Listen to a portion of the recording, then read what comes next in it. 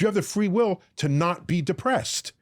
The person who's ready to jump off the bridge, in that instant, do they have the free will to not jump off the bridge?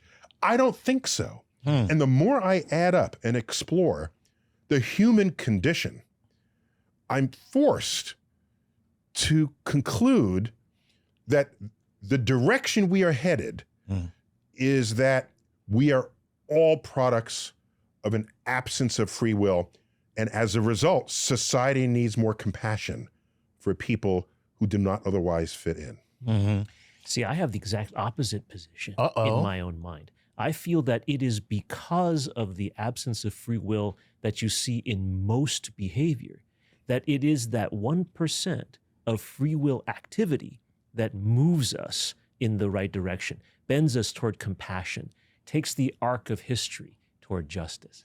But but going back to what Neil just said, there are people who actually suffer from personality disorders, that suffer from brain disorders, where they can't do what you just said. They can't express compassion. They can't move towards there was a day when no one even thought to analyze it that way, as a brain disorder. Yeah, you were just an a-hole. Yeah, exactly. That was it. Now, if they can't, you can.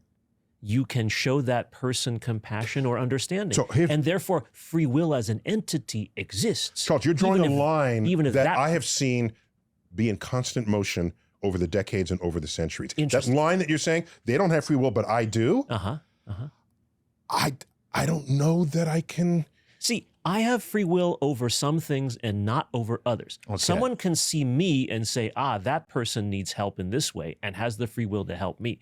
I see somebody else who needs this help and free will. Together, it is a network. It's not that any individual. So you have to draw the line for every individual and even perhaps for society. Does the criminal who's born in poverty have free will to not be a criminal if most of the people in prison came in below the poverty line?